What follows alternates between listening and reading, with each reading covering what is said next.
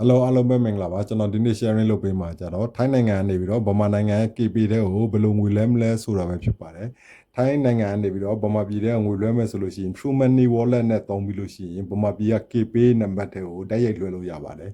ဆိုတဲ့အခါကျတော့ကျွန်တော်တို့ True Money Wallet ကကြတော့မိတ်ဆွေတို့ရဲ့ဖုန်းထဲမှာရှိနေဖို့လိုပါတယ် True Money Wallet ဖွင့်ဖို့အတွက်ဆိုရင်လည်းထိုင်းနိုင်ငံမှာ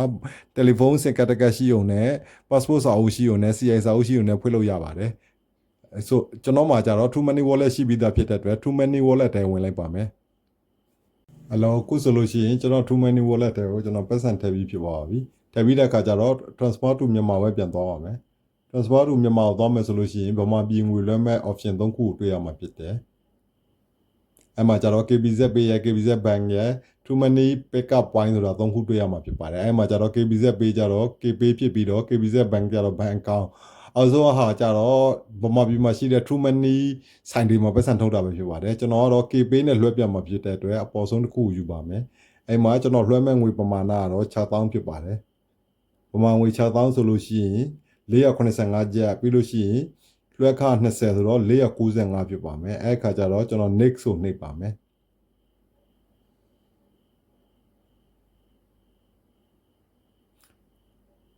next ကိုနှိပ်တဲ့အခါကျတော့ transfer to ဆိုတဲ့နေရာမှာ e-wallet နေပြီးတော့ KBZ Pay ဆိုတာတွေတွေ့ရမှာဖြစ်ပါတယ်နောက်တစ်မှာကျတော့ add receiver information ဆိုပြီးတော့ဒီနေရာမှာကျွန်တော်တို့ဗမာပြည်ကလက်ခံမဲ့လူရဲ့ဖုန်းနံပါတ်ကိုထည့်ပေးရမှာဖြစ်ပါတယ်ဖုန်းနံပါတ်ထည့်မယ်ဆိုလို့ရှိရင်အပေါင်းလက္ခဏာ95ပြီးတော့မှဗမာပြည်ကနံပါတ်ရဲ့ပုံများကိုဖြုတ်ပြီးတော့99ကျွန်တော်ထည့်ပါဒီလိုမျိုးနံပါတ်ကိုရိုက်ထည့်လဲလို့ရှိရင်သူကကြတော့ auto info တွေ auto ပေါ်လာမယ်လို့ပြောပါတယ်အခုဆိုလို့ရှိရင်ကျွန်တော်ဒီမှာ KPay နံပါတ်ရိုက်ထည့်လဲရုံနဲ့ KPay လက်ခံတဲ့လူနာမည် auto ပေါ်လာတာဖြစ်ပါတယ်အဲ့နေရာမှာကျွန်တော်တို့ပုံမှန်ဗမာပြည်မှာ KPay လွှဲတာနဲ့မတူဘဲနဲ့ထိုင်းကနေပြီးတော့ဗမာပြည် KPay လွှဲမယ်ဆိုလို့ရှိရင်ဗမာပြည်ရဲ့ link စာကိုထည့်ပေးရမှာဖြစ်ပါတယ်အဲ့ link စာဆိုတဲ့နေရာမှာကျတော့အနည်းဆက်ဆုံးဒီ KPay ပိုင်ရှင်ရဲ့တိုင်းဒေသကြီးနဲ့မြို့နယ်ဟိုထည့်ပေးရမှာဖြစ်ပါတယ်ဆိုတော့ဒီနေရာမှာကျွန်တော်ကြတော့ဒီမှာ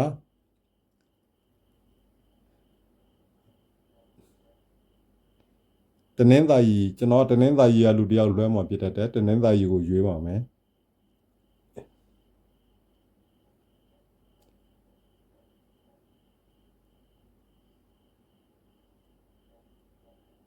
ဒီ address နေရာမှာကျွန်တော်တို့တိုင်း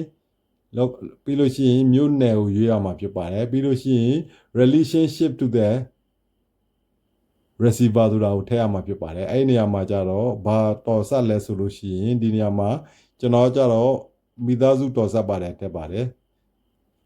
အပေါ်မှာ address နေရာလေးမှာလည်းဒီနေရာလေးမှာတကယ်တမ်းဆိုလို့ရှိရင်ကျွန်တော်တို့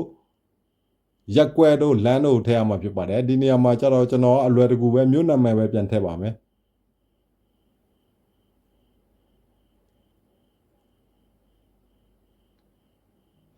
ဒီမှာဒီအားဟာကြတော့ purpose of transfer ဆိုတာကြတော့ဘာရွေးချက်နဲ့ပတ်စံလွှဲတယ်ဘာကိစ္စနဲ့လွှဲတယ်ဆိုတော့ကျွန်တော်ဒီမှာ family expense ကိုပဲရွေးပါတယ်ပြီးလို့ရှိရင်ဒီမှာ memo ဆိုတဲ့နေရာလေးမှာကျွန်တော်တို့ဘာကိစ္စအတွက်ဆိုပြီးတော့မှတ်တဲ့ဟာလေးဖြစ်ပါတယ်ဒီနေရာမှာဘာမှမထည့်လဲရပါတယ်ပြီးလို့ရှိရင်ကျွန်တော် next ကိုနှိပ်ပါမယ်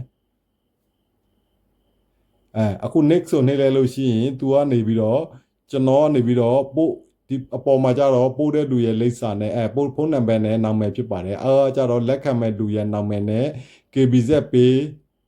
ဒီနံပါတ်ပဲဖြစ်ပါတယ်ပြီးလို့ရှိရင်လွှဲတဲ့ငွေပမာဏ6000မပြမရမှာ6000ထိုက်ဖက်ပေးရမှာ485ဘတ်ငွေလက်ခ20 495ဘတ်အဲ့လိုပေးရမှာဖြစ်ပါတယ်အဲ့ဒါကို तू က confirm ပြန်လုပ်ခိုင်းတာဖြစ်ပါတယ်ဒီနေရာမှာမှန် confirm ပြန်လုပ်ပေးရမှာဖြစ်ပါတယ်အစကျွန်တော်ဖြည့်ထားတဲ့ KBZ Pay ရဲ့ဖုန်းနံပါတ်ရဲ့လူနာမည်ရဲ့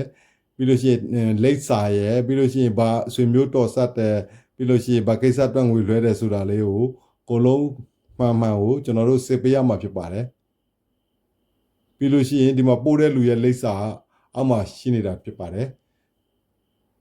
ခါကြတော့အားလုံးမှန်ကန်ပြီဆိုလို့ရှိရင် confirm ကိုနှိပ်ပါမယ်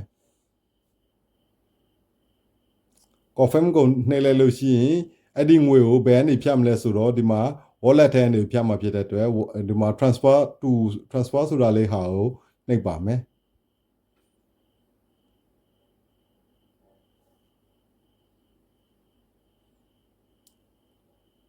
ခုဆိုလို့ရှိရင်ကျွန်တော်ငွေလွှဲလိုက်တဲ့ဟာစလိတ်လေးထွက်လာပါပြီအဲ့ဒီစလိတ်လေးကိုကျွန်တော် save လုပ်ပြီးတော့ကျွန်တော်လက်ခံမဲ့လူစီကိုပို့တာဖြစ်စေဒါမှမဟုတ်လို့ရှိရင်ကျွန်တော် share ပေးတာဖြစ်စေလုပ်လို့ရပါတယ်ဟုတ်ဖက်ဖုန်းထဲမှာရောက်မရောက်ဆိုတာလေးကိုကျွန်တော်ဝင်ကြည့်ပါမယ်